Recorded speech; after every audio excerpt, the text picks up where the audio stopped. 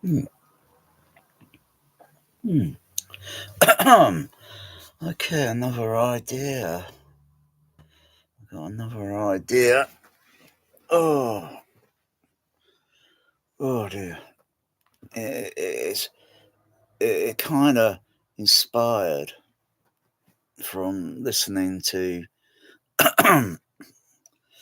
Jean-Michel Jarre's Oxygen on the laptop at a very low level, very, very quiet. So just faintly hear it with still hearing the ambient sound of a clock ticking in the room. And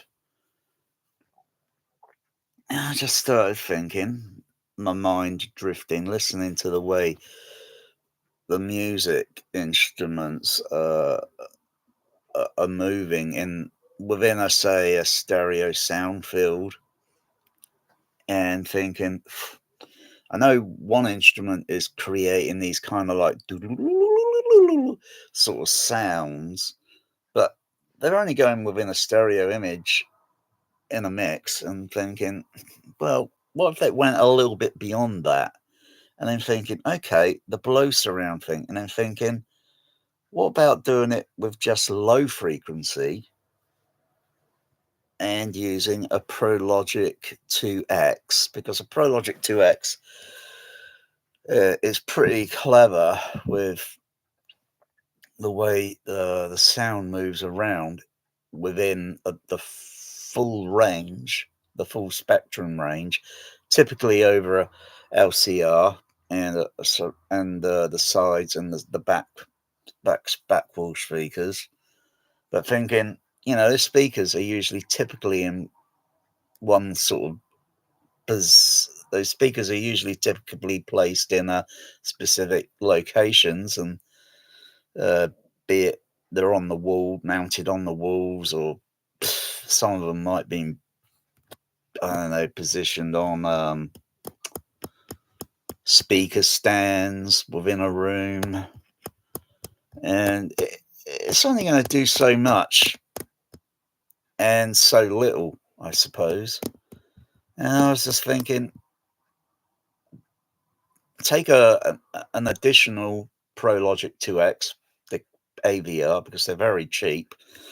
They're very, very, very, very, very cheap now. Um, you could take quite the same AVR model and take a couple of them, or maybe three of them, and then you got to very fit. Well, it could be 10-inch, 12-inch um, bass drivers, bass drivers or sub bass drivers or such within the floor. If it's a concrete floor, then you're going to have to use something like a low profile JBL. I think they make 8 inches, 10s, and 12 inches low profiles. And you would have to make a wooden floor on the concrete floor, because you're going to, uh, the sound will travel through better or vibrate, or it's not really for pumping out stupidity sub bass. It's primarily, the idea I got in my mind was primarily just for a kind of ambient movement. So you sense some movement. So if you were sat at the back of the room and something's happening within the floor area,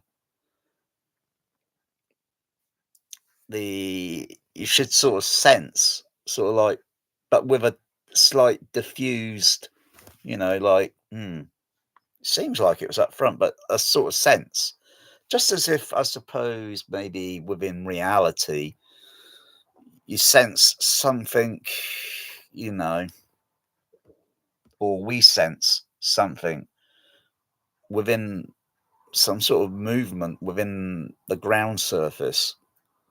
Um, or maybe typically when I feel vibrations or sound movements or such on a bus or a coach or a train, typically pretty good on a bus because of the way it's designed within the interior side of the bus and sensing movements, vibrations, but they're very ominous. They're very, it's like, mostly you notice the rattle sounds are everywhere else and such, but there is a movement that's going around the floor area that's very hard to distinguish because of all the other sounds, rattling and such, cause masking effects. Whereas the system that I got in mind is, you could turn off all the other channels and then you'd notice this sort of movement. Tuning of it would be the same sort of thing, but crossovers as well, of course.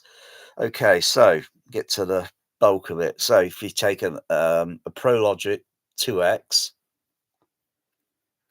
and it's connected to the system, so you got inputs or inputs going into its outputs coming from other channels connecting to the inputs, and then oh gosh, if it's got outputs on the which it'll have outputs. You got to then put that through a crossover network. This, mind you, isn't cheap.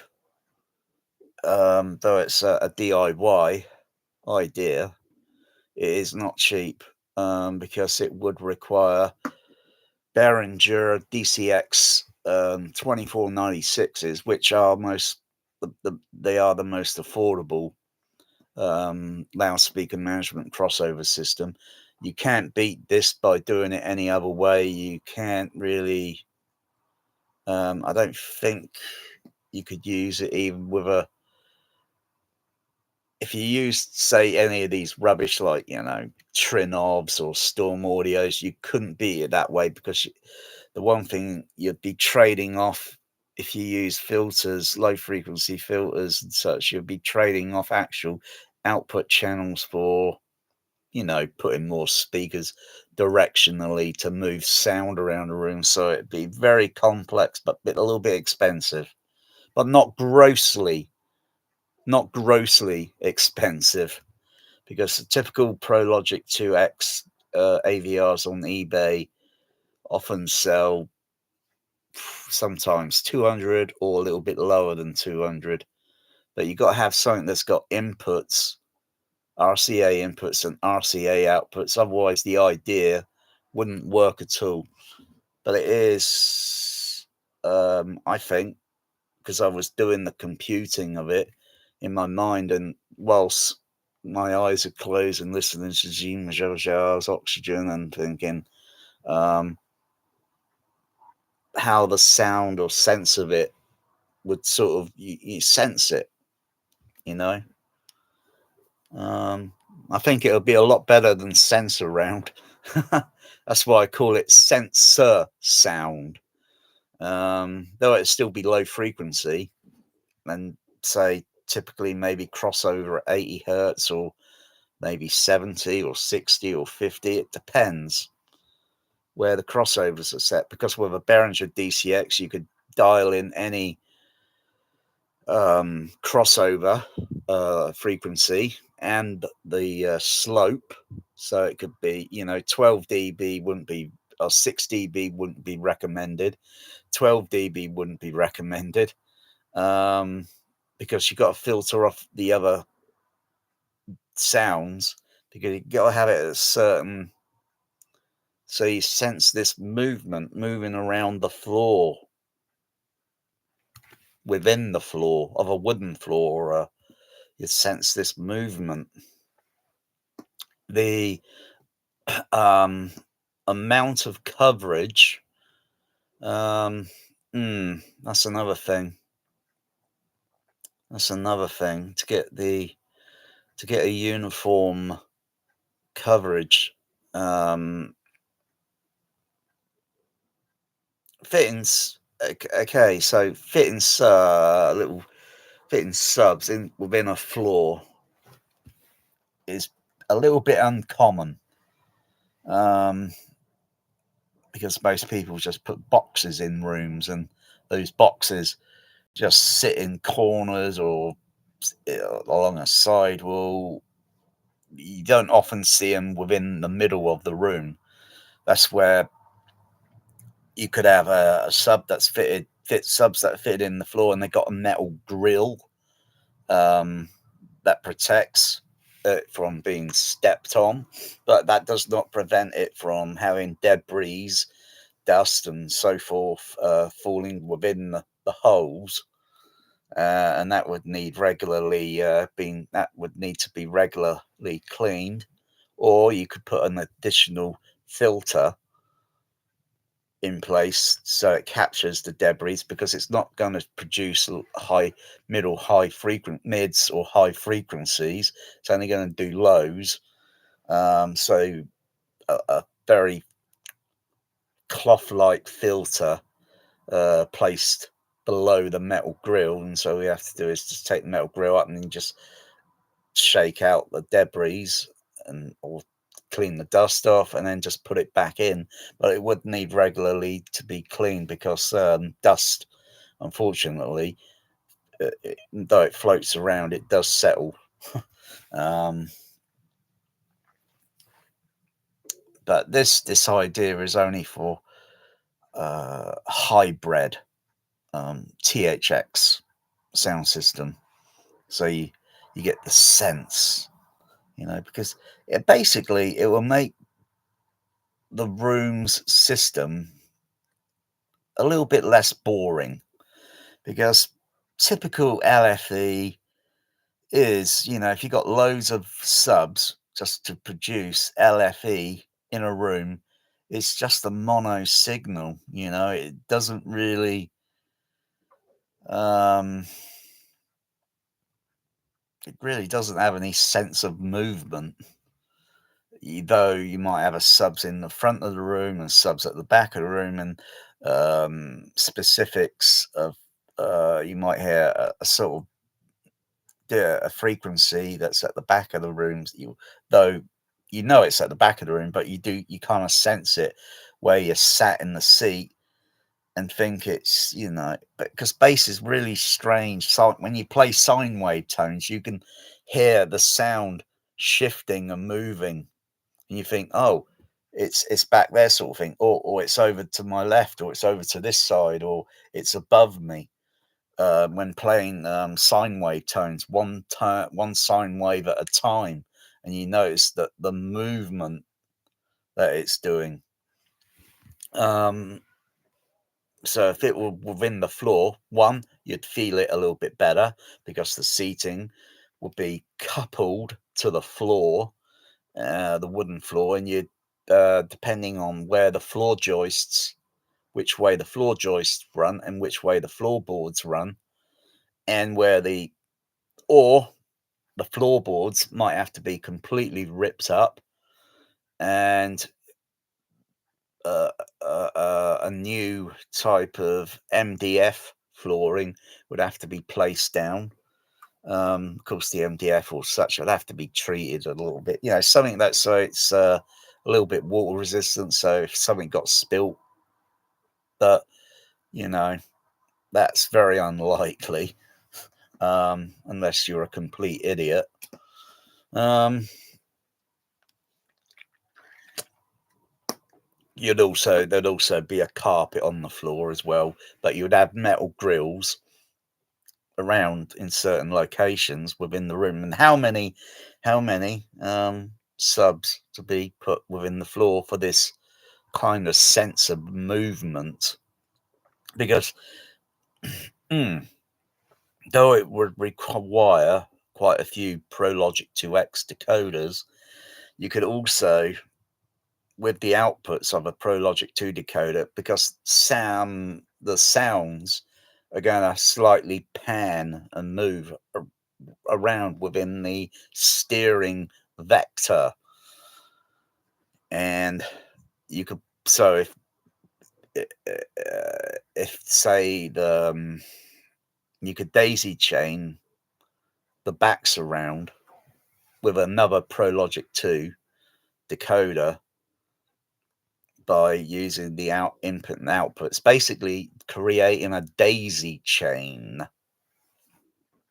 and so you get a little bit more movement. So when one sound is moving from one speaker and going over to the other far channel, there's going to be a gap in between. And so you just put another PL2X decoder between. It's very complicated. I haven't done a diagram for this yet, so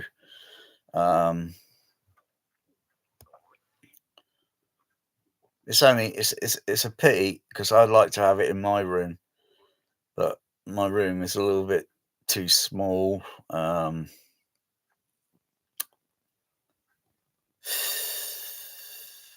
Even if I use shallow profile JBL, my floor would be probably I would lose at least 1, 2, 3, 4, 5, 6. I'll probably lose about 6 inches in the floor height because my room's only 7 foot 8 inches. And so I'm going to trade off with 6 inches with a shallow profile JBL subs. I would lose a tremendous amount of the height in the room because it's a concrete floor. But with anyone that's got a wooden floor, you got plenty of space below that floor because it's nothing. You got plenty of space. But like I say, the idea would make the sub-bass system or such far less boring, because LFE is just a plain boring sound to listen to. If anyone's ever listened to LFE, just LFE on its own, it is rather boring. It's like listening to paint drying on your wall, because it's only a mono signal. I mean, you could have multiple subs around the room, it's still a boring sound to listen to. Because it's really got no movement going on. It's not an opinion. It's just based on years of listening and based on science. But yeah, it's too bad you can't. Well, I'm just trying to think.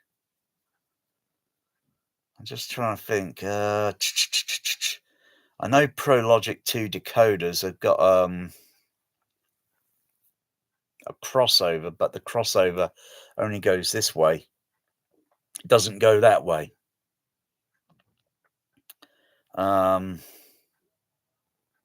It's yeah, you can't. Yeah, it's too bad. You got to use output. You got to use the RCA outputs.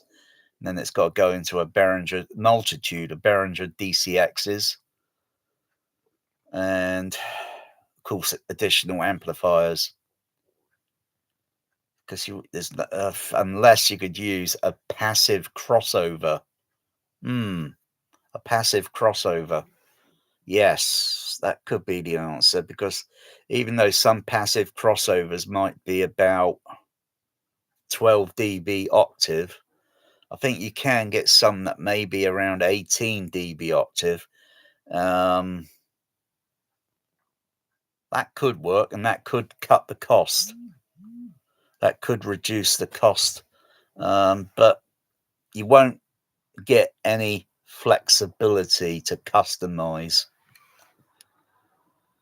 And that is a compromise. It's better to use a Behringer DCX, and then you've got no compromises, because then you can tailor the crossover tuning specifically within the sensasound, or the low frequency below sensasound flooring. You'd have far more control. That's why it's called a loudspeaker management crossover system, because you have management control.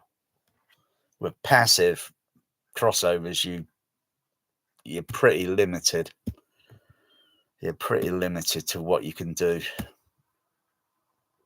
But the idea I got here that I'm just giving away for free.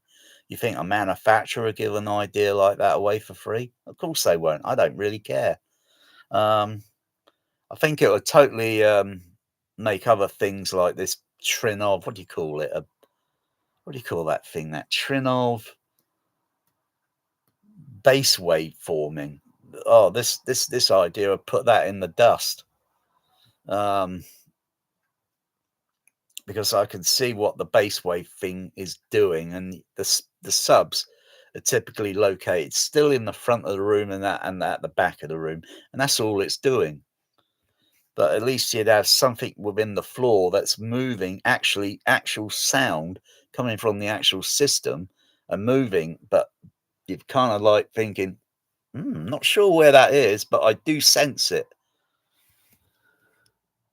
That's that's the kind of thing that you would notice. But once it's set up and tuned and tuning and actual listening and using RTA, analyzing equipment, etc., microphones, multitudes, and such to set it up. Like I say, I haven't done a diagram yet.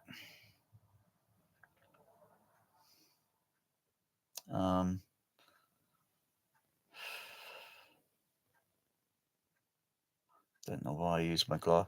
Actually, my eyesight has gone back to crap. It's gone blurred again, my eyesight, due to my insulin that I'm taking for my sugar levels, my diabetes type 2, and my vision's gone back to crap. I did sort of think many days back or so that I thought this might only be temporarily, and as it's turned out, it has been temporarily, because I was kind of puzzled how my vision almost repaired itself in some way, and now suddenly it's gone back to where it was, only a fraction worse. But I think it's only side effect, because it affects the retina in the eye, the sugar levels and oxygen and so forth, and chemical blood, so to speak, blah blah, black sheep. Anyway, so multitudes of how many? Well, it depends on how large the room is, or how wide and how long the floor is, and how many seats are in the room. Or even if it's got a few seats, you sense it moving around below. You sense it. Also, it may have some sort of beneficial benefit with the other speakers within the room that are playing full range, or maybe you got a crossover on them, so you don't get conflictions with the sense below floor sense, low frequency sensor sound, because it's not sensor round, it's sensor sound. So I just thought I'd change the letters a little bit, rather than calling it sensor round like it was with the bass system in the 1970s. That was pretty good, though. It was pretty good sort of thing. That it has kind of sort of forward and backward movement. That system did, but you feel it in your chest, your body, literally in your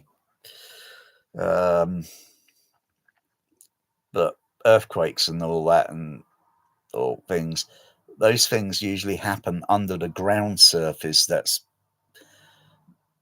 quite a few many miles below the ground surface. but have tremendous amount of energy, megatons of energy, um, which will make any sub bass system, no matter how great your sub bass system is, it will make it insignificant.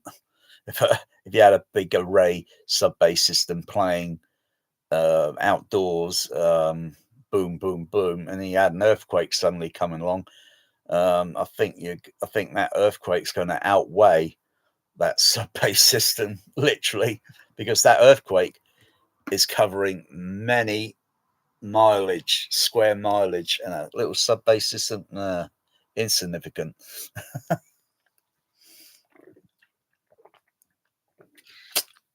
Can't mess with Mother Nature.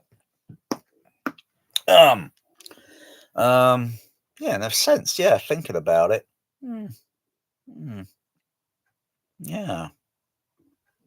Um, I'm full of ideas.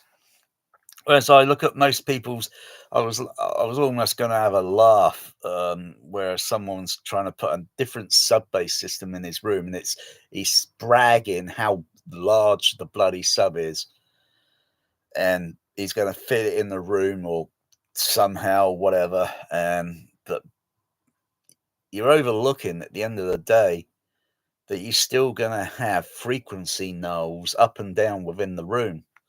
You know, if you put this thing outdoors, it's the total opposite. But when it's within the room, you got the side walls, the back, you got the walls, you got the ceiling, and it's going to, yeah, you just be back to square one. Oh, it'll be a slight improvement, but when you start testing those sine wave tones and walking around the room, you'll notice it's dipping here and it's going up there, and but very, very, very low frequencies tend to be uniform.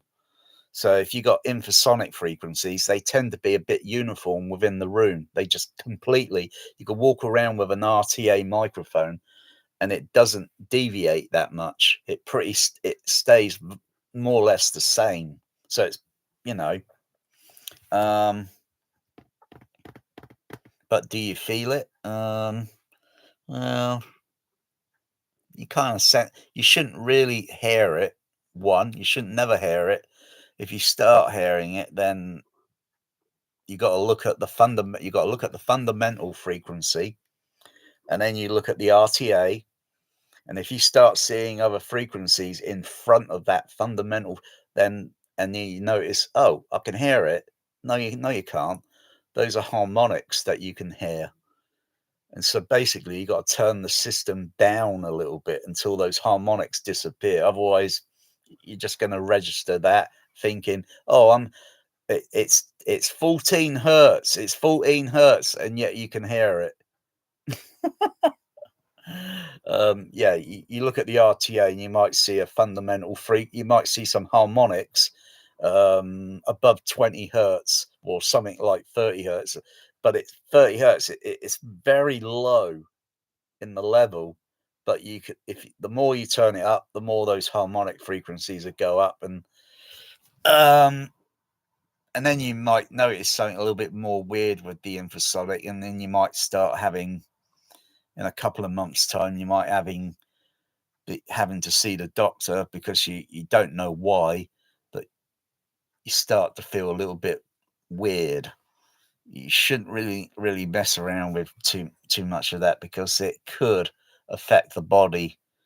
A little bit of it, yeah, it's okay. Um, I would feel infrasonic if I go on a bus, though there's mostly audible bass frequencies, but there will be some infrasonics there. But they'll be so low in level that you wouldn't notice. Your ears, we wouldn't detect it. You got to do this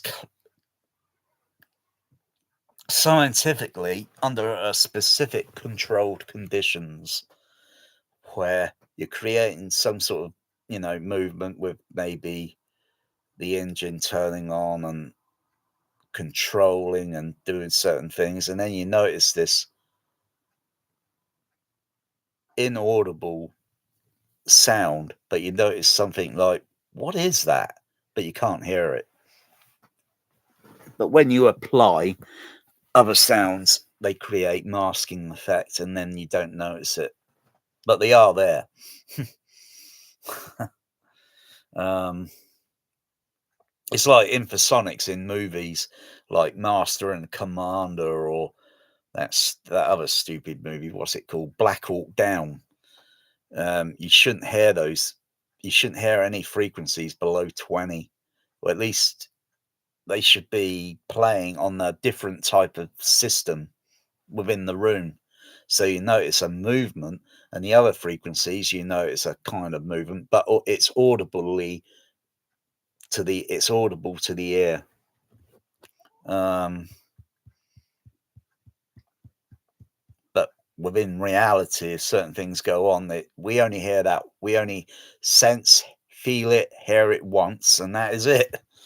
Unless you're out there with a recorder and you capture the sound or capture as much as what the microphone and the frequency response as such of the recorder can capture, and then you got something there that you could play back until you're blue in the face at home. Oh, my cat Bear's in the room. You're in the room, Bear. What are you doing, Mr. Bear?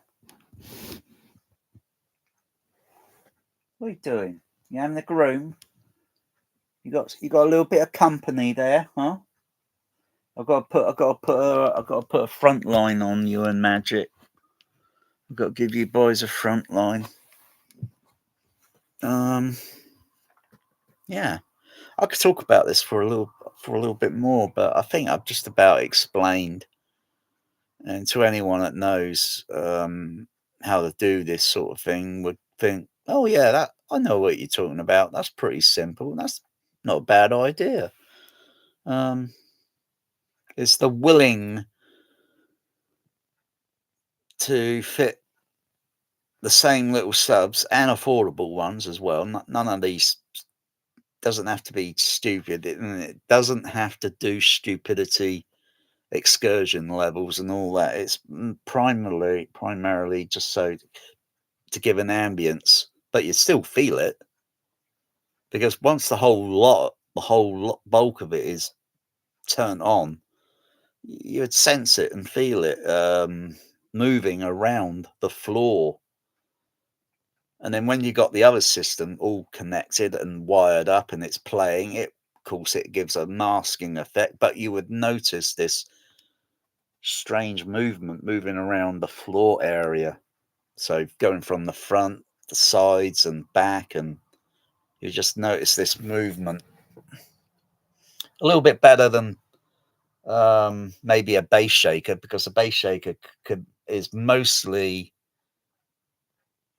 though they say you can't hear it, that's total BS, because when a bass shaker is coupled to a floor surface, it would make an audible sound. But some of the bass shakers on the market, some are a little bit expensive than what I'm thinking, because some of the even if it's shallow profile JBLs, they're pretty affordable because mostly they're fitted in cars. So the application for the home and the price will bring it down marginally. But even if you use the Dayton bass shakers, though some of them are not too expensive, yeah, it's weighing the pros and cons of the prices and specifications. Um,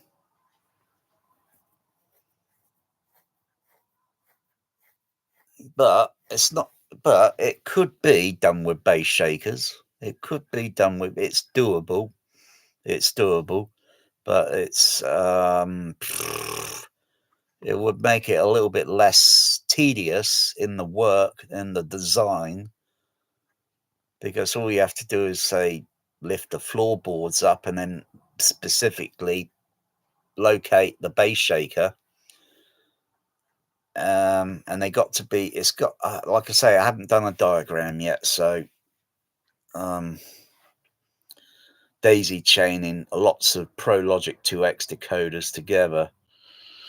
I'll see if I can do a it'll be a very complicated diagram. Probably my best work yet. So I'll see how I feel, because my heart fibrillation and my blood sugar level, type 2 diabetes, is I don't spend as much room in the THX cinema now. A few hours at the most sometimes now, or basically less hours than I used to, because I find myself getting a little bit fatigued, and then I want to go to bed and lay down. But I'll try and see if I could do a on the using the paint, the paint, and then do some diagrams and such, and but it will be pretty complicated. For me, I've already done it up here in my mind, like Mozart writing notations, but he could still throw those notations away, and everything's up there in his mind. Genius. But this will be my best work yet, and I'm just sharing it. That's all. I'm just sharing the idea, because everyone else's home theater is just boring. Your LFE just does the same mono boring sound, just as it does in my room, and it's boring.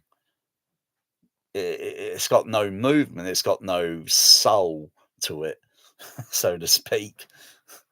It's soulless. You want something to move and sense and think, oh, this is totally different.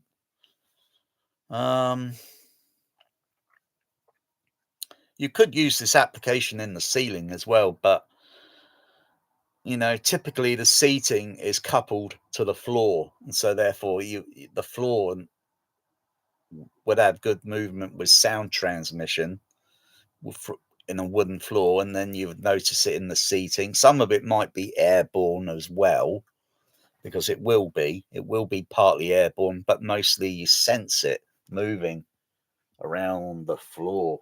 But like I say, you can't just put a few subs there and a few subs there and expect it to be. You got to have it pretty covered and pretty reasonably uniform, and that's testing with RTA and microphone to see how much actual the actual feel of it within the floor. And it depends on which way the floor joists are running and which way the floorboards are going. And like I say, those floorboards might have to be ripped up, thrown out, used for firewood, and you've got to put down an MDF flooring specifically where the sub bass drivers are going to be located, and then that's got to come down so it goes between the floor joists. Otherwise, and it depends on the width, the spacing of the floor joists. So you can't fit 18-inch sub bass speakers in there. That won't work. Not even 15. So it's got to be something like multitudes of 12 or 10-inch, so that they fit comfortably. And of course, I suppose the MDF flooring, though MDF comes at a certain thickness, you could double that thickness, so to speak, so you won't get any vibration issues. You want to feel or sense it, sort of thing, but without typical buzzing or vibration noises, because then that won't be part of the sound system. Just like when I was listening or watching this video with this Ascendo, and all these people like the Spare Change Shane Lee at this place in Belgium, and they fire up that 80-inch sub-bass speaker. You just hear rattling noises within the room and people laughing. I don't know if they were laughing at the sound system or just laughing, thinking, oh, wow, that was cool. No, it wasn't. It wasn't cool at all. In fact, it was distracting because you shouldn't hear that, especially on its maiden voyage sort of thing. It's like going to a THX cinema. The engineers had to make sure that system was absolute top notch, so you don't hear any vibrations in the auditorium or rattles or buzzing noise. You only hear the sound, but you feel it literally, just like it was at High Wycombe and Buckinghamshire. That was a different beast entirely. That beast would put a Trinov bass waveforming in the dust.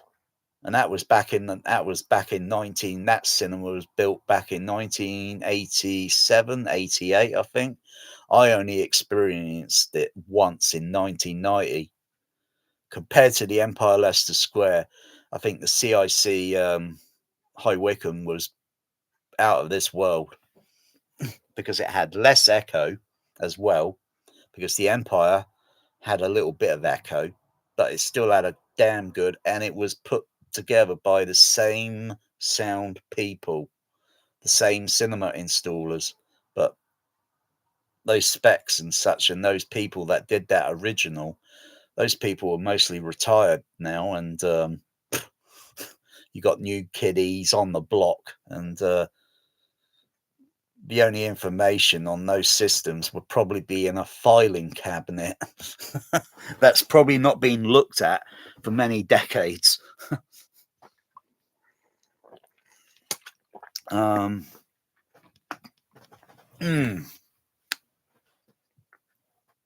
you up to? What are you looking at?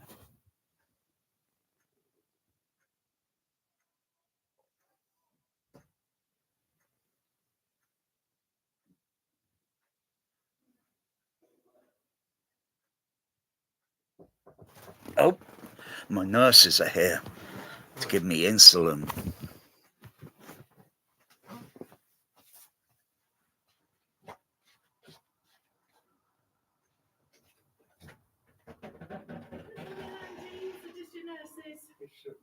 Different nurses this time. Yeah, sorry. Lots of us. Yeah. We all work different days. Oh, yeah. That will explain. That will explain it. Yeah, because we have to work the weekends, so we have days off during the week. Okay. How are you this morning?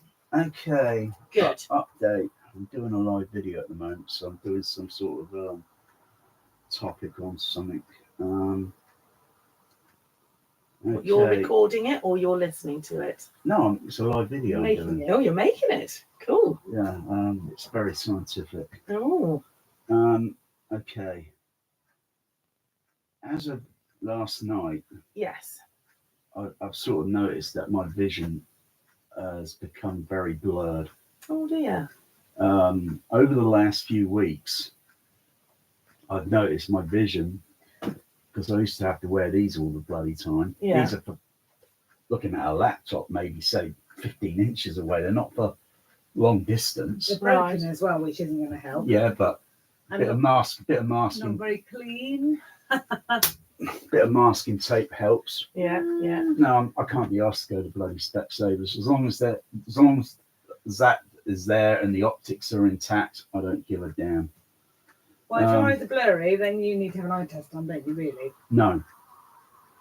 It's the insulin or it's the sugar levels that are doing something. I've done some research last night and they've found that there is a connection between sugar levels, insulin, and so on. And yes, that is but you still need to have your eyes looked at.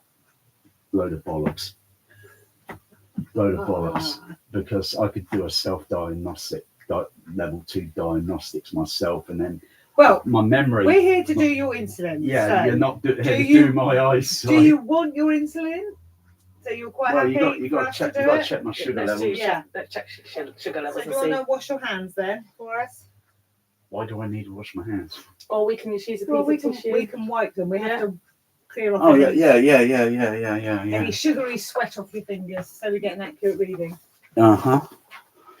Okay, this is just for a short while.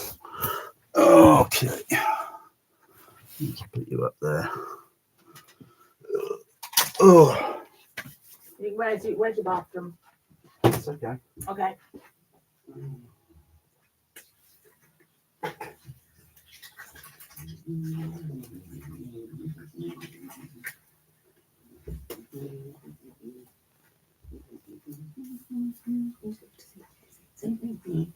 All right, Lovely. come on, come and do it.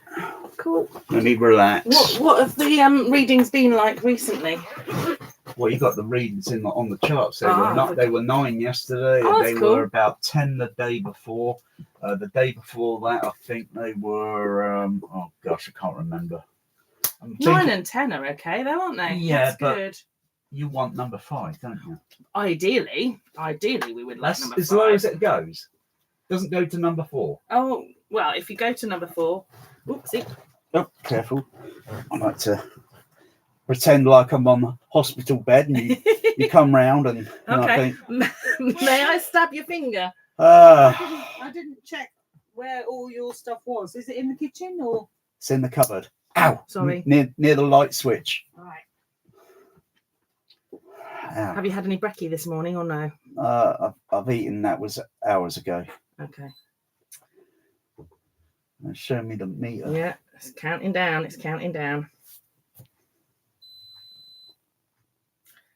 6.4. That's good, isn't it?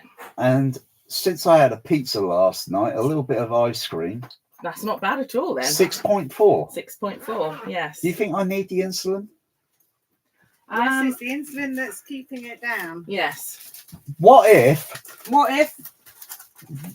if experiment with one day insulin off and one day... No, it doesn't work like that. No. It doesn't work like that. It doesn't work No. like that. It doesn't work like that. No. Is what I'm saying. Because it's in your body. And keeping a... Have we got any needles there, Carol? Yeah, that's what I'm just trying to ascertain. And a sharps box. Sharp box is here. Cool. Yeah. 6.4. 6.4, yeah, that's bang on normal. So what we want is you between 5 and 8. So 6.4 is lovely. A ratio between 5 and 8. Yeah. If you go below 5, which our meters can go down below 5. Not good. Not good. That means you haven't got enough sugar in your system. So you've got too much insulin. Gotcha. Yeah. Understood. If it goes above 8, it's still not good, but not as majorly problematic as if it goes below 4. Oh, it was horrendously What was it? atrocious when it was around 24 Yeah. plus. Yeah, you probably felt quite ill. I can't find They're in the fridge. needles. They're in the fridge. Needles are in the fridge. Yeah. Why would the needles be in the fridge? Needles don't need to be in the fridge. No, they're in the cupboard then. I don't know where they are placed. I haven't even bothered looking that. No, it's fine. It's just they've just sent Oh, those ones. we can dial it up with these, but you'll have to administer it. Well, I'm not doing that. I'm not sticking. You do that. No. No, I'm not doing that. I'm not doing that. I haven't got. I'm Well, not, you just need to be taking the needle. I'm not doing that. I haven't got the courage to do that. How long have you been on insulin for then? Just recently? Well, you should know. You got the paperwork there. I've lost count. Okay, which side did we go I on? don't know Right. how many days now. I've lost count. Right, can we go to your right side of your tummy then, please? Okay. Okay, this is 10 units. Little stab.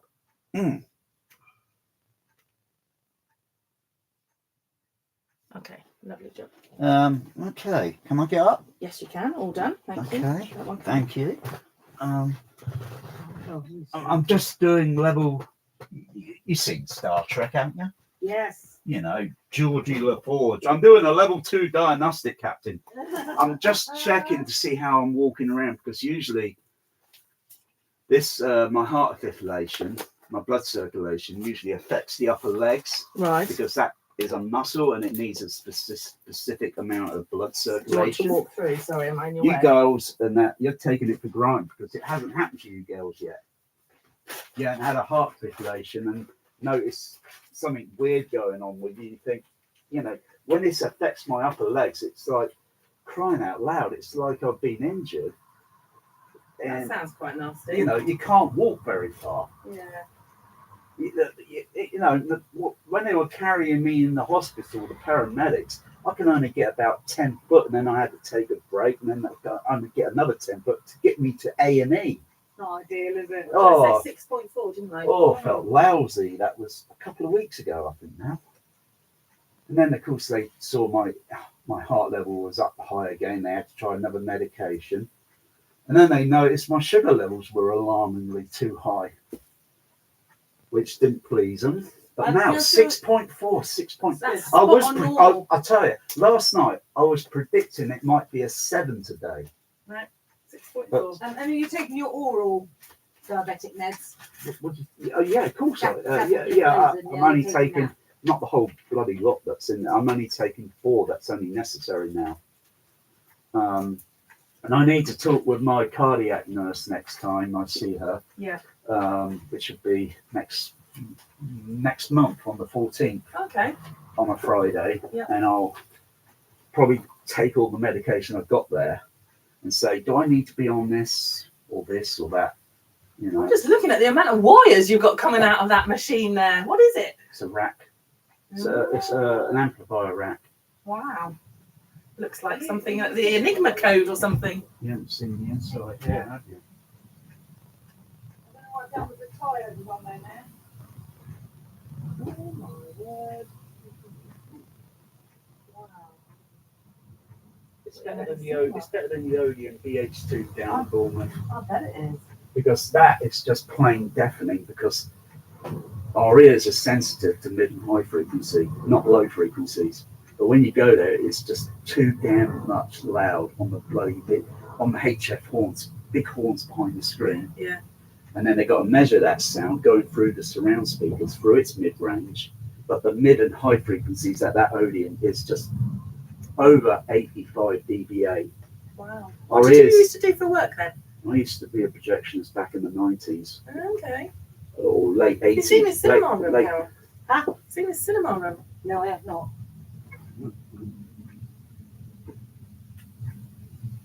Oh, nice. That's pretty impressive. Yeah, there's a lot of speakers. There's a lot of speakers behind. There's a lot of speakers behind the projection screen. Oh, there's a tie. Oh, I've got a tie here.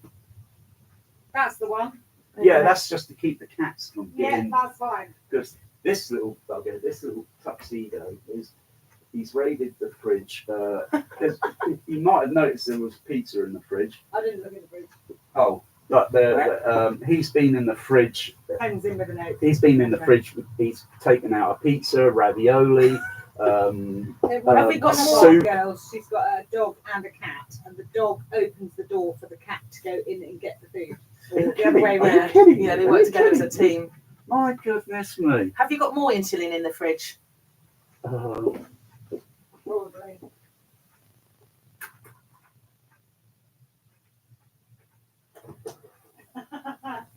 Yeah, in the drawer there.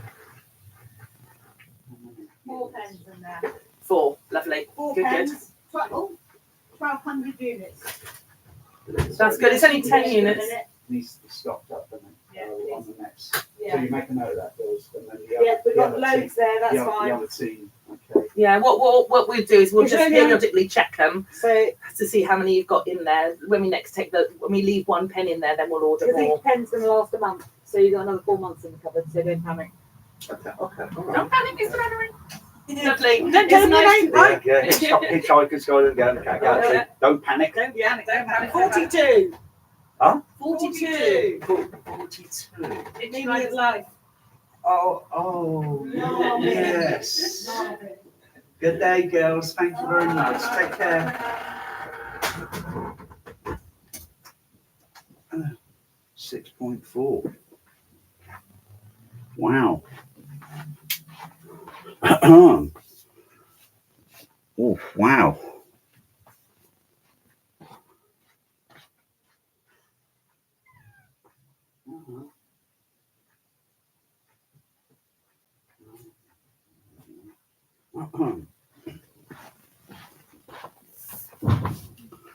Okay.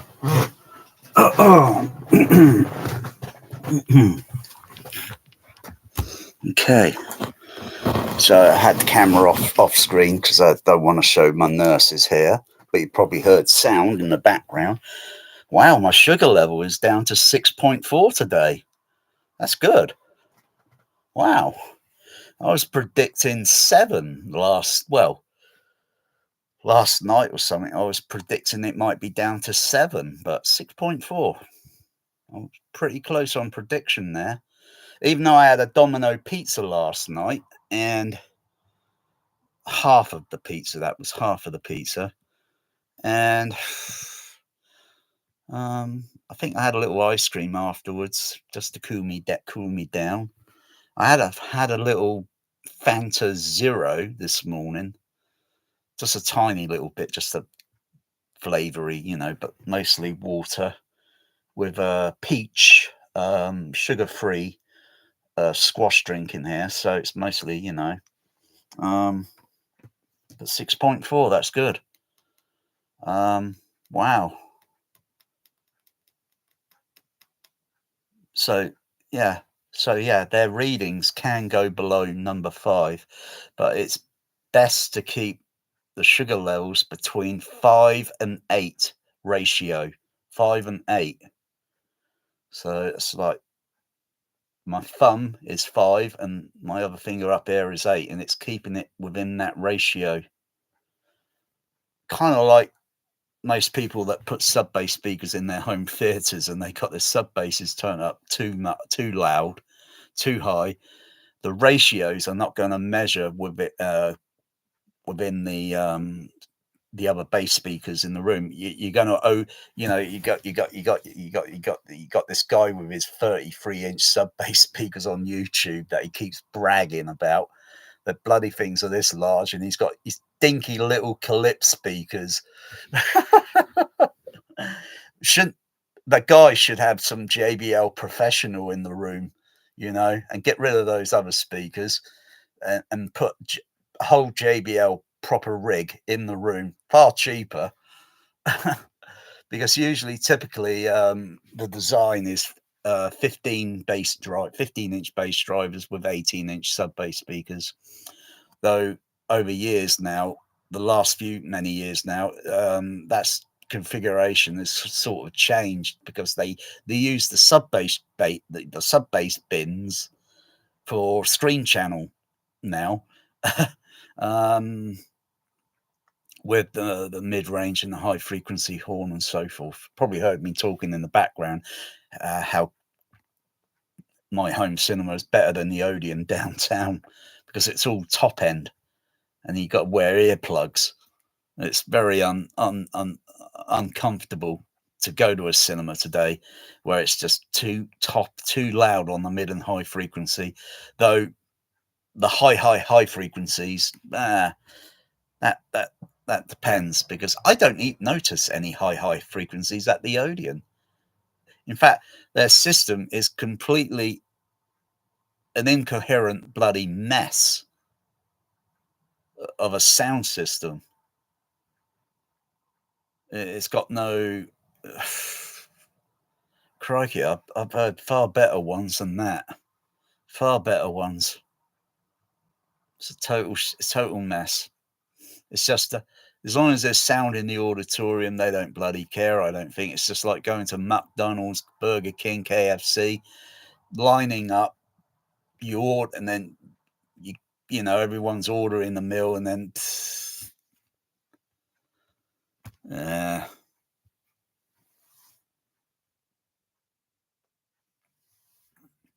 least I could participate with my system. I could participate with the sound, but I don't find myself participating with, in fact, not even with Cineworld down at Tower Park. I didn't even find myself participating with the sounds. It was atrocious. Yeah, sub bass, boom, boom, boom, boom, and thinking, but directional sounds across the screen channel were absolutely atrocious. And the choice of movies they're sticking in these larger auditoriums,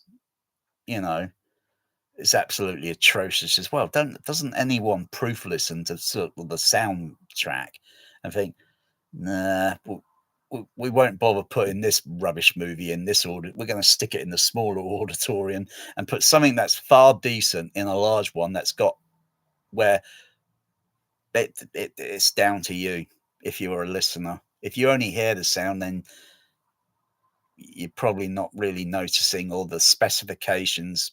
Everyone should know the specs today, for crying out loud. Everyone's got a smartphone. You should know the specs on the cinema system, because if you only go there for just watching it, or just it's gossip, it's hot gossip on the internet. Oh wow, but it's a movie like called Challengers, and it was absolute fucking boring.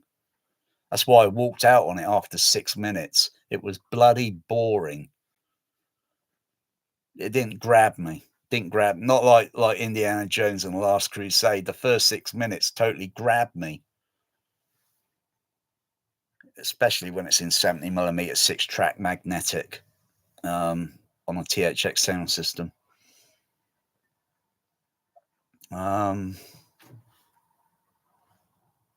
it could be I know the 6 minutes opening of Terminator 2, or 6 minutes opening of Star Trek The Motion. Oh, crikey, some of the sound mixes today are absolutely atrocious.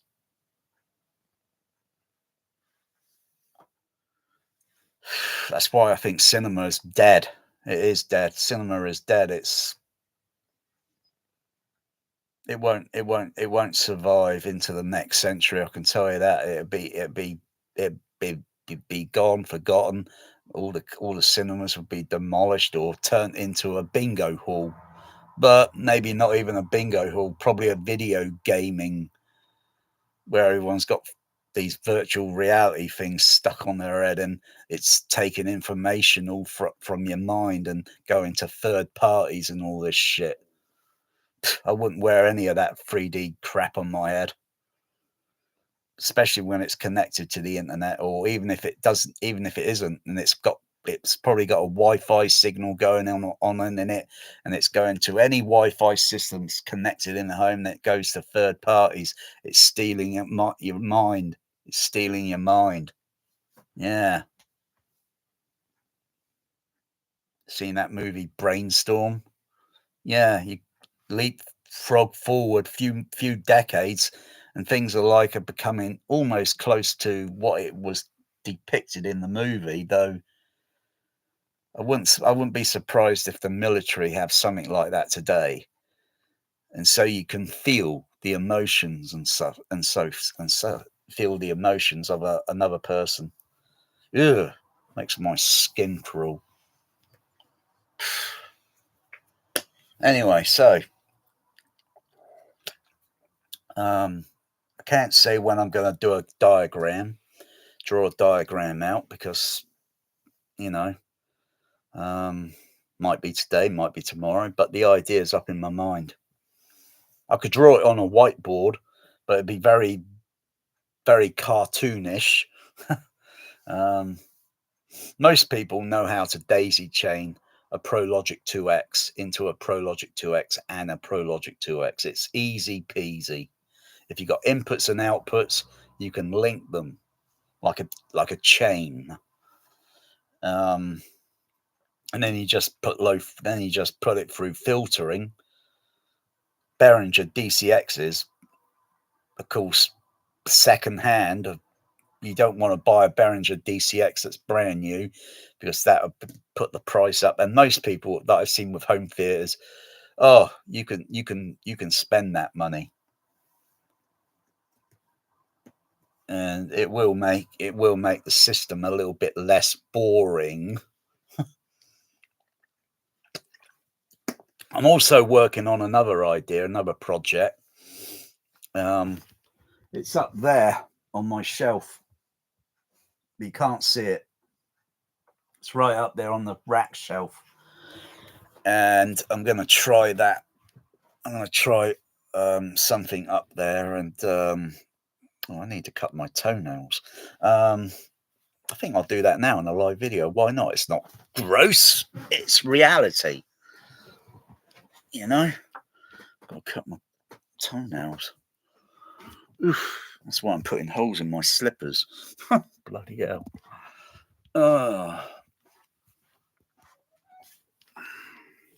Yeah, look at all this. Look at all this.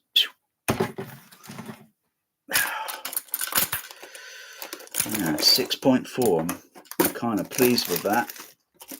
Where's the clippers? Oh, there we are. Yeah. That's why I don't really call this a dedicated. You know, most people got dedicated rooms and all that.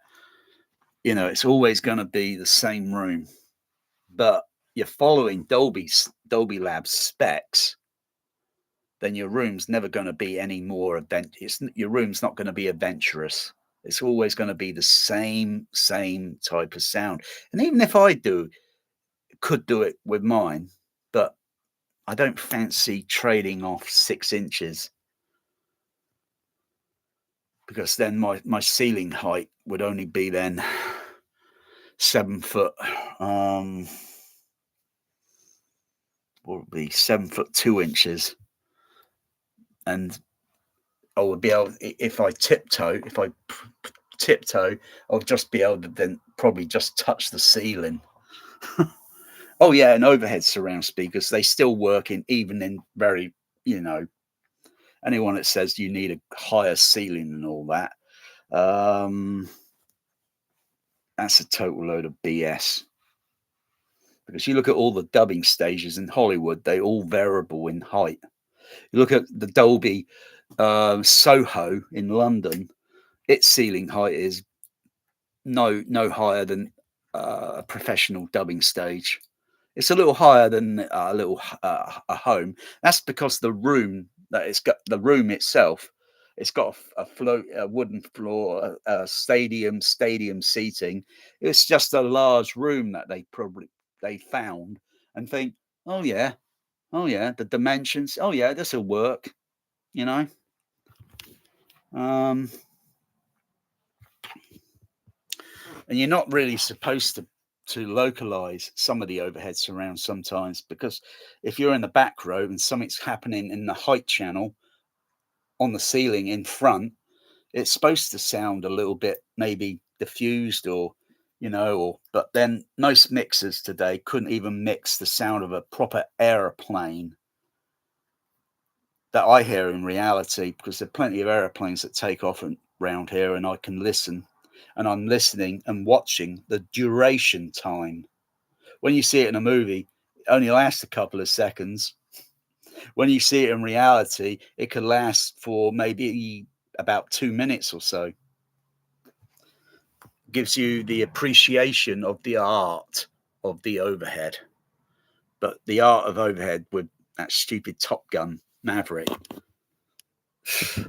I wouldn't even bother putting that movie on it. In fact, I might just take a pair of scissors and cut it up and just throw it in the dustbin, because it's a totally worthless bloody movie. It's not even demo. Didn't seem to put me into this. It didn't seem to put me in the cockpit. And then when you got the exterior shots and the interiors, it was an incoherent bloody sound mess. And the wider shots where you see airplanes, bloody hell, a couple of seconds, that's all you get is a boom, a sonic, oh, whoa, wow, big deal. On the LFE, or mostly, you should feel that bass on the screen channels, and the LFE should only be complementing marginally, not bloody 15 hot, 20 dB hot, because then that's going to wash over the entire rest of the bass and you wouldn't notice any directionality in the bass. That's for all you home theater idiots that don't know how to set the system up, because you're not blending it. You're not blending the sound very well. It's a little bit more than just looking at the RTA. You got to have a little bit more equipment.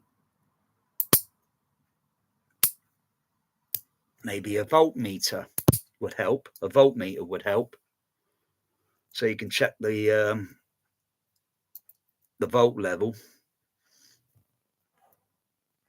you know, with sine wave tone on the screen channel bass versus the sub bass, and you get the voltage levels and such, and then of course check the SPL level, because the room is going to boost some of those frequencies, and then you're going to think, maybe I should have it a little less, because the room is emphasizing, the room is artificially raising some of the bass level frequencies, as well as mid-range frequencies, mid-high frequencies, because they got wavelength.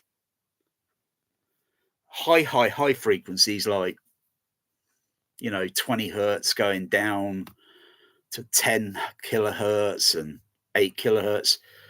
Those have got very shorter wavelength. So that's why our homes are too small, you know. That's why you look at even a cinema would still have the same problems. Even a dubbing stage would still have the same problem, you know.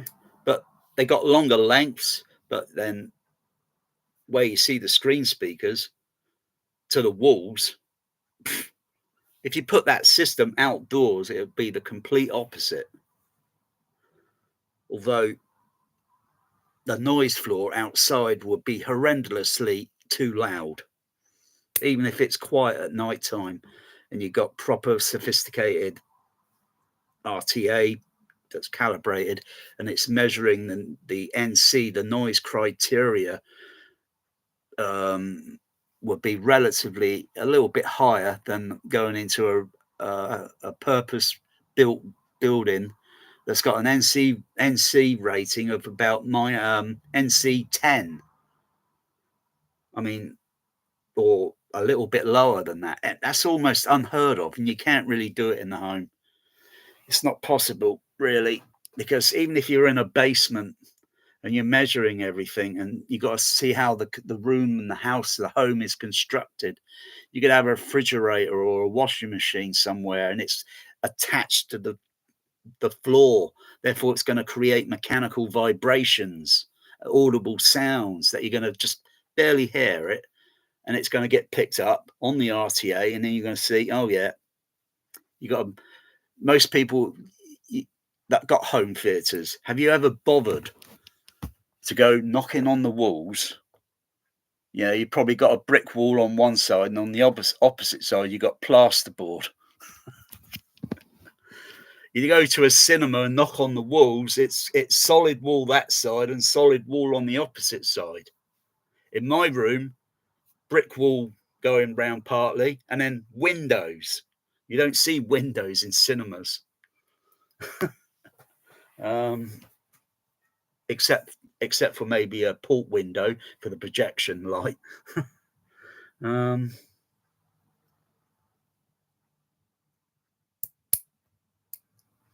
Yeah, just cutting my toenails. Yeah, I could put that toenail on eBay. Bidding starts at £1 billion. It's unique. I'll just say it's a Neanderthal caveman's toenail that I found, that I dug up, and it's fossilized.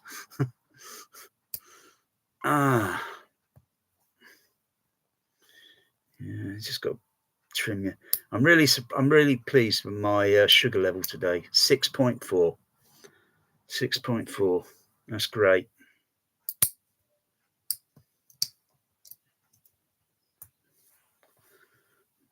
It's better than 24.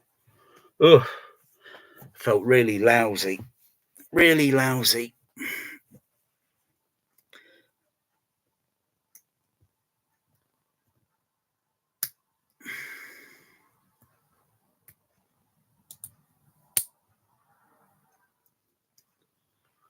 Yeah, that's not too bad. That's not too bad. So I was thinking of doing something different in my room with daytime exciters, but that was for something that's audible within the floor. So it can still do a little bit of bass feel or something, but it's to be audible as well. That can also be done in the floor. But there's only so much a Dayton exciter can do regards to excursion level. So probably a shallow profile, some of the shallow profile JBLs, which don't cost that much. And they're only about, I think they're only shallow, like about that much. And of course, they, you know, I don't know. It depends on how it's designed.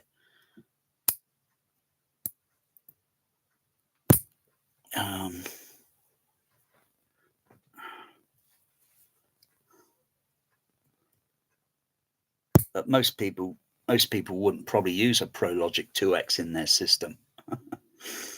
I mean, last time ProLogic 2X was really the word was probably over 11 years or so ago, over a decade.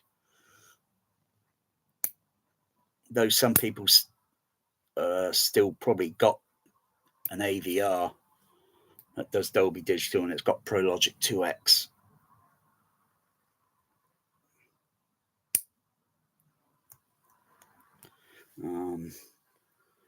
Because everybody thinks Dolby DSU is better. In some ways it is, and in other ways it's not. Can only do so little. It can only do so little. It can.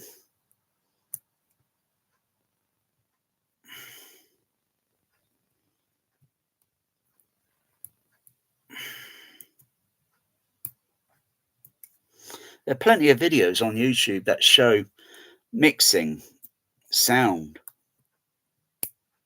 in ProLogic 2X and listening to it where it's decoded on a PL2X is pretty good.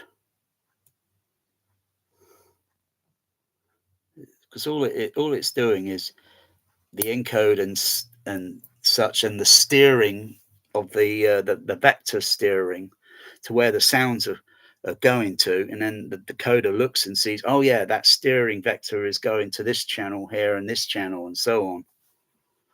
But it does make panning, and so in between those pans you might think, oh, I'll just stick another PL2X there, so when the pan sound goes from there to this one over here, it creates you get a phantom sound, you get a phantom image, but you want something a little bit more directional. So though it's only going to last a very short, brief few seconds, but you might as well, because in reality, if a fly or bee is buzzing around, though it doesn't create any phantom sound, but if you had two bees flying around, and they're randomly moving different heights and so forth, you hear them moving, you hear them shifting. So how come you can't hear that sort of sound in that crappy movie that everybody likes, Demo, Top Gun Maverick? You don't hear any of that sort of sense of movement moving around, like, below you and up and down. You don't hear that. Oh no, you don't.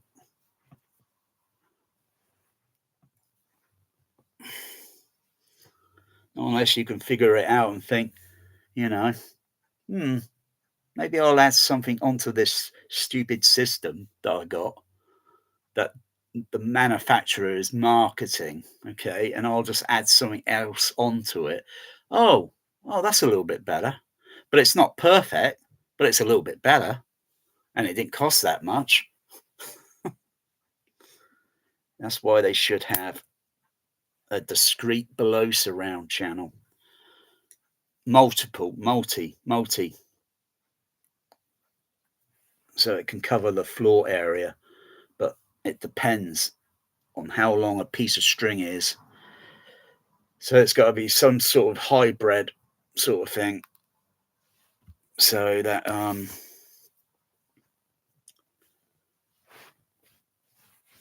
there's got to be some special type, whatever the mind can think. whatever the mind can imagine today with science is probably possible to make. And then mixers will then have to be forced to using something better than what they've been using for decades, because simply it just wasn't available. Though it could be done with multitudes of magnetic soundtrack, and I'm talking a ridiculous amount, but it's the size of it would be tremendously huge, and the cost would be alarmingly high. It'll end up costing more than your car and your sport car that you got in your garage. That's how expensive it will be.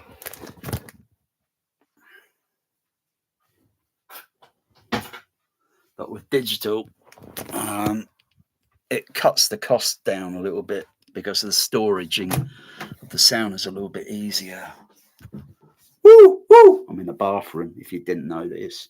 Woo, woo, woo, woo, woo. Little clap sound. Get a pinging, ringing sound. Ugh. I prefer my THX fucking cinema. The audience is definitely listening, and I don't hear any of that. I don't hear that ruckus noise in my room.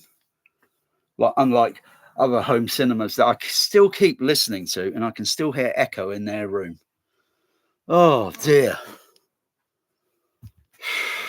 Or it's very short. It's very short. It's supposed to be dead. It's dead, Jim. You absorb the walls and the ceiling. Of course, you've got carpet on the floor. I don't know why I'm wearing this, just to look at the bloody screen, but Christ's sake, my eyesight has gone down a bit. First it was down, then it went back up, and I've not seen that my vision kind of like that in over 7 years. And then all of a sudden it's gone back down again. So it's temporarily, it's something to do with my sugar levels and the insulin mixing. And it's caused my eyesight to gone back down, back to, oh gosh.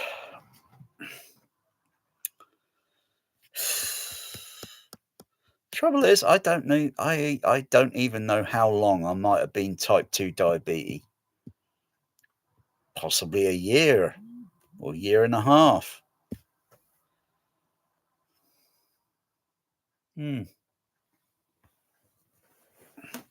Well, it's not as bad as type 1, because type 1's pretty thumbs down. No fun at the beach. Yeah. I'm full of ideas. I'm always where everyone else is. So, oh dear. Yeah. Oh, I'm expecting a special delivery today. Should be expecting a special delivery today. That'll be in a new video, live. That's if I want to do it live. It's expected to turn up today, which I only bought it. What was it, yesterday? Or was it the day before? I can't remember. I was kind of surprised, thinking next day delivery or something. Thinking that's pretty fast. Must be coming by a delivery fast express. But it's rather large, and it's going to have a specific application use in the THX cinema. And I might think about it. I may think about getting some software, but I was talking to someone and I said I got no intention of doing this, and he laughed. It's for a total different application use, but I could use it if I wanted to. but I've got to connect other things up to it and start how to learn how to do that thing again, because I haven't done it in over 20 years. And to everyone that hadn't even done it for themselves the first time, it was a little alien, strange, in learning how to, and then getting the grasp of it, the excitement, and then, and then you get more experience, you get a bit faster at doing it and so forth. You get familiar with the controls and their functions and what they can do and what they cannot do, and plugins and so on and all that and everything.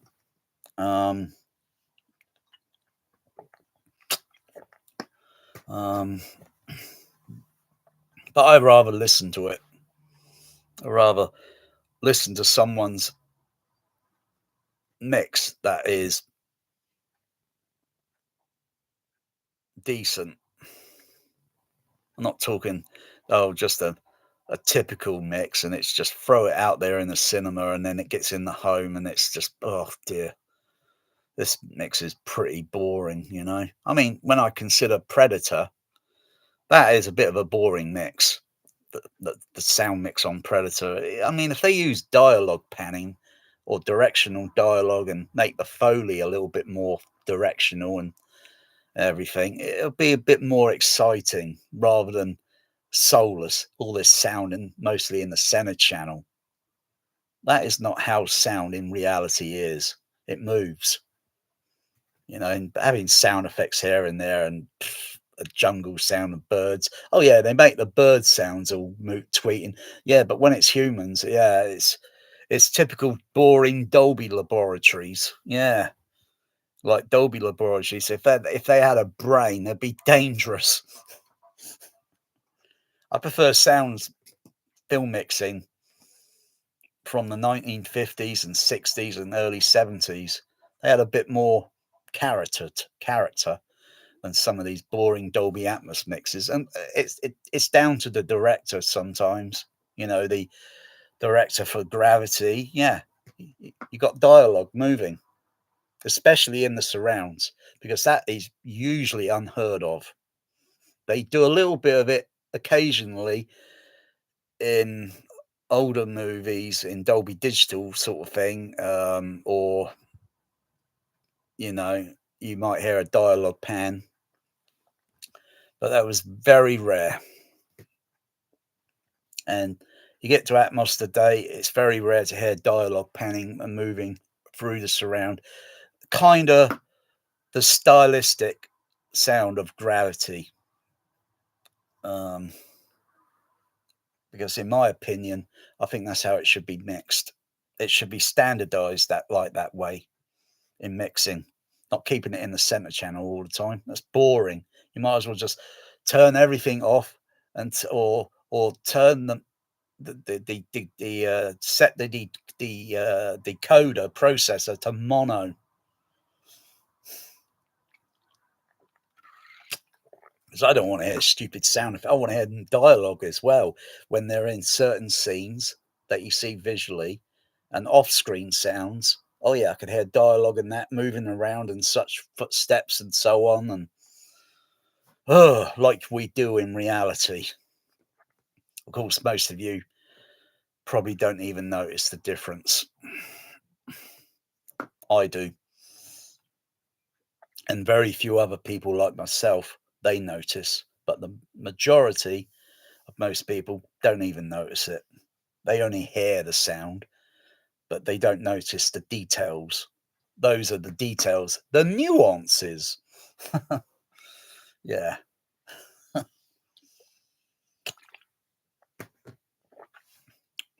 I'm trying to educate most of you lot out there so you can go and listen to your system a little bit, and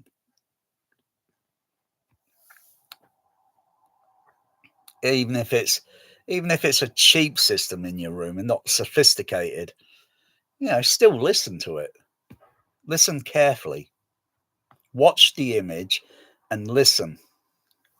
And then you can see that, this Atmos movie sucks because they're just randomly putting sound effects in the overhead and it doesn't even match. The continuity doesn't match. The opening, the first 1 minute opening of Top Gun Maverick, and I'm suddenly hearing random sound effect put in the overhead speakers, and it didn't even match the visual continuity. You know, you hear a voice sound overhead, and you're on the flight deck of an aircraft carrier. Where's that sound coming from? They can't have something stuck in the middle of the runway where the planes will just crash into it. Oh, it makes no sense. Stupid, just random bullshit. And then the sound of a jet plane that's on the aircraft carrier, and trying to give the illusion that you're underneath it. It doesn't even match the visual. There's certain scenes in it that just don't match. There's just random sound effects thrown in. And the usage of the overhead surrounds on that movie are absolutely doesn't use much overhead, nor is it active from the start of the movie to the end of the movie. Oh, load of rubbish. And if it had below surround, if it did have a below surround, you know, those airplanes would be going up here and then they go off screen and then you hear them below you. You know, if you're up there in the clouds, the sky, and then you hear the moving off screen below or going out this way. You know, typically when you see the cliches in movies, you usually see this angle, that angle, this angle, and that angle. You always see those cliches. And you look at how many speakers you got in the room for this Atmos. Those sounds don't appear in the correct locations when they go off screen. They're completely going in the wrong direction because there is not enough decoding for it. Atmos is pretty useless. If you're going to make a bloody sound system that's 3D, then do it proper, Dolby Labs. Don't waste my listening time, because you're also wasting mixers' listening time, and they think the only reason they're doing it, there's a carrot at the end of it, like a donkey. Oh, they get a little bit of money. Oh yeah. I'm surprised mixers don't even look at the Atmos and think this needs to be modified. You know, this system layout is rubbish. You know, because when you think about mixing back to say 5.1 or even 7.1, typically the surround speakers are still in the same placement location, has like going back as they have been going back to say maybe Fantasia 1940. It hasn't changed much. The only difference is frequency specifications have changed, and better discrete sound, because Fantasound wasn't really a total real discrete sound format. It was, I suppose, like a gimmick like sensasound, but it worked, entertained. That's all that matters, isn't it? Oh, got something now. I think it's my delivery. Hello. Oh, Amazon. I'm sure that is Amazon.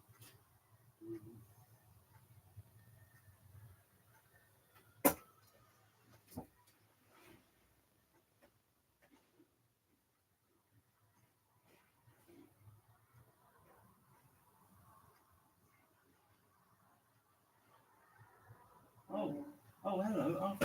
Good morning. Should I leave it like that? Is that it? That's it. Okay, thank you very much. And this one, yeah? Yes, walking on the moon. Okay, good. Giant steps, sleeping, walking on the moon.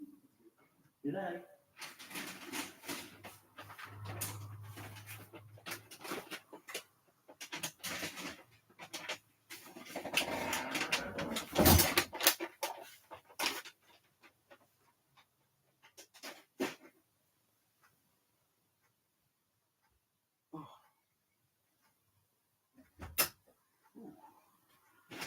it's the other delivery. Oh.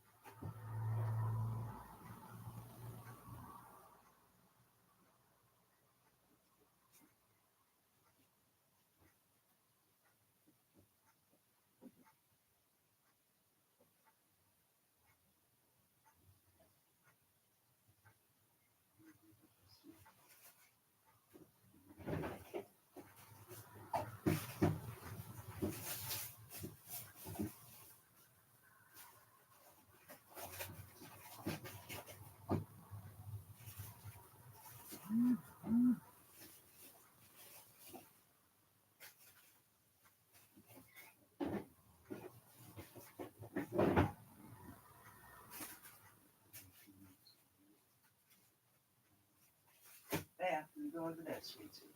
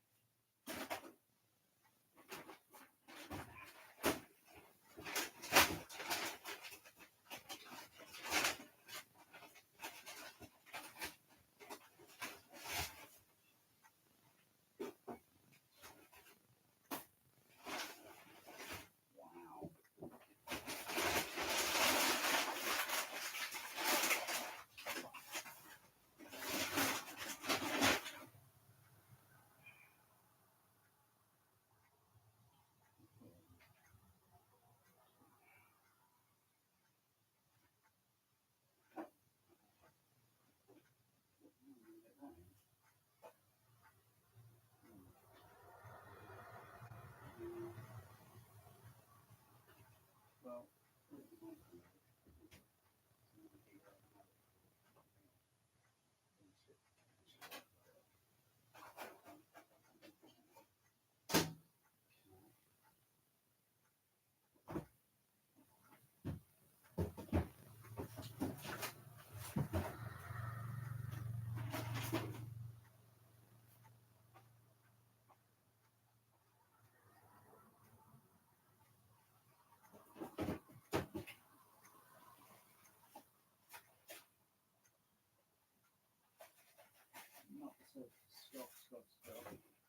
Got to go that far.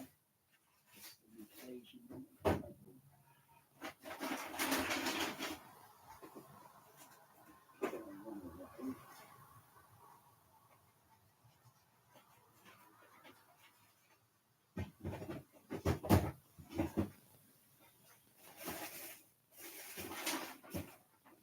Yeah.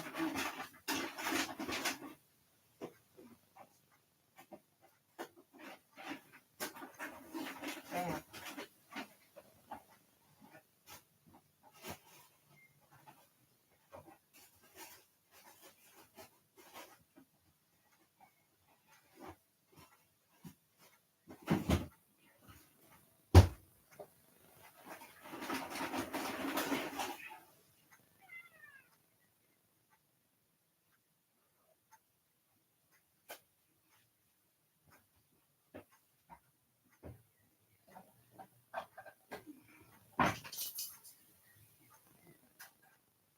Actually, there. There.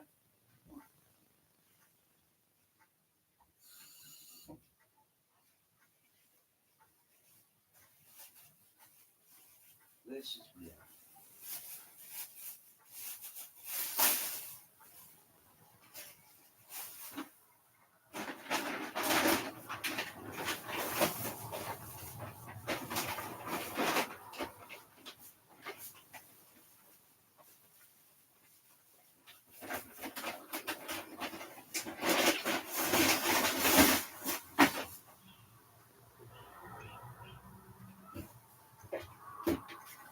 Matthew.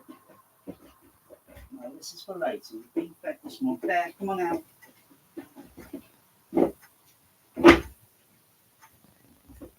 Okay. Relax.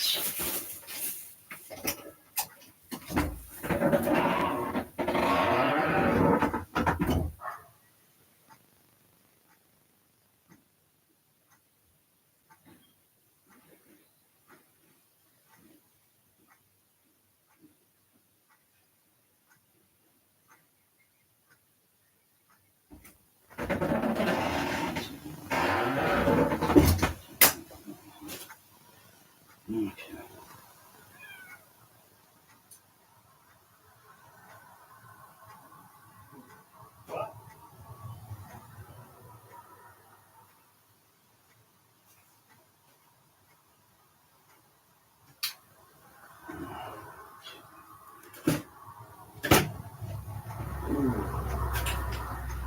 Oh, giant steps.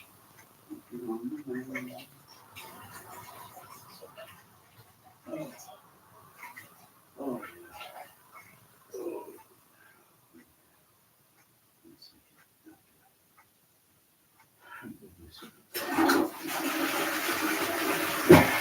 Actually, yeah.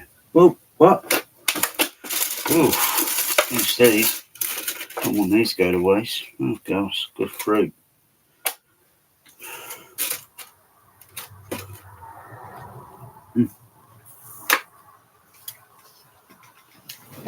Where's my glasses?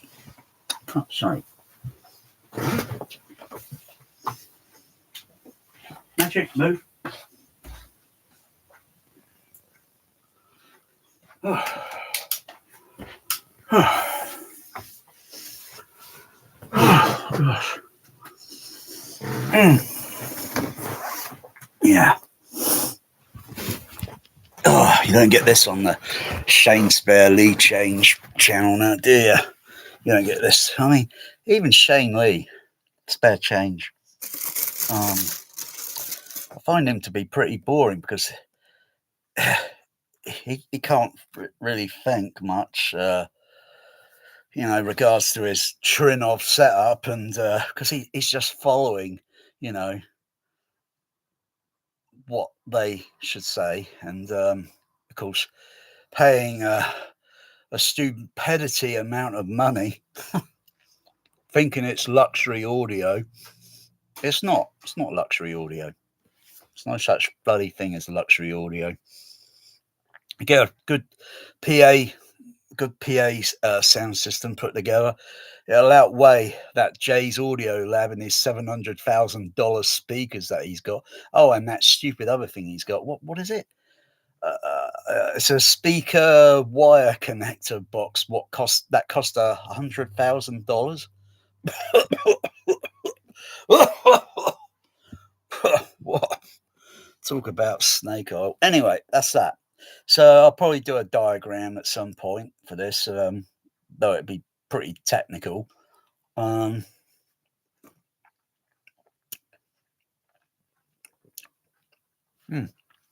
So coming maybe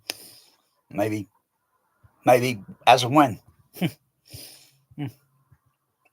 Keep on listening.